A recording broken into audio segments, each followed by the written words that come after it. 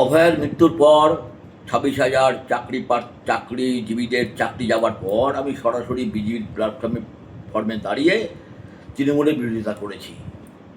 চৌঠামে যদি আজকে সত্যিকারের তৃণমূল ফের ক্ষমতায় আসতো, শ্মশানের মৃত্যু মিছিলে হয়তো আমাকেও দেখা যেত। শ্মশানের মৃত্যু মিছিলে হয়তো আমি শুয়ে থাকতাম।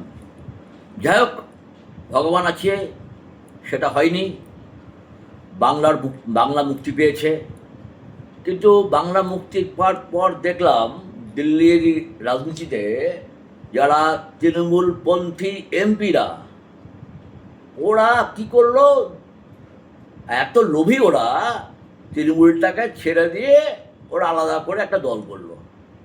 বিজেপি নেয়নি, কিন্তু বিজেপি নেয়নি, বারবার আসতে চাইছে, নিন নিন নিন, আমাকে নিন। কে বলছে? কৃষ্ণপুর রচনা, যাকে দিদি ওকে প্রার্থী করেছিল, কে বলছে? আইসিডিএস কর্মী মিতালি বাগ, যাকে কেউ চিনত না, এখন এমপি। ভোটের সময় একটা নাটক করেছিল, গাড়ি ভাঙচুর হওয়ার জন্য। কি নাটক! যাই হোক, আপনারা নতুন দল করেছেন, আপনারা যদি জোর করে আসতে চান, আপনাকে মানে দলে না ঢুকেও যা বাইরে থেকে সমর্থন করুন, যান, রেখে দিন। 2 বছর তো, 29-এ কার টিকিটে লড়বেন? বিজেপির টিকিটে না ওই নতুন দলের টিকিটে? বিজেপি টিকিট লড়লেও জিততে পারবেন না।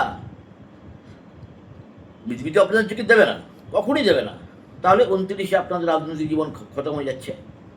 আর একটা কথা, গণতন্ত্র হত্যাকারী আমাদের আবু তাহের, ক্রিকেট খেলে, নামটা কি জানো? ভুলে গেছে নামটা। ও বহরমপুরের এমপি, আর খলিলুর রহমান, এরা বিজেপিকে সমর্থন করছেন। বিজেপি চাইছে না, তা জোর করে করছেন, জোর করে করছে সমর্থন। যাক, ভালো। বাদল অধিবেশন তখন অনেক দেরি আছে, এখনও প্রায় 1 মাস মনে হয় বাদল অধিবেশন শুরু হতে। আপনারা যা সুবুদ্ধিসম্পন্ন কাজ করলেন, গণতন্ত্রকে হত্যা করে যেটা করলেন, আপনারা এলাকায় আসুন। এলাকার মানুষ যারা আপনাদের ভোট দিয়েছিল, তারা এত খুশি, তারা আপনাদের ফুলের স্তবক নিয়ে ওয়েট করছে আপনাদের সমর্থন জানানোর জন্য। কোনো বিজেপি কর্মী করবে না কিন্তু।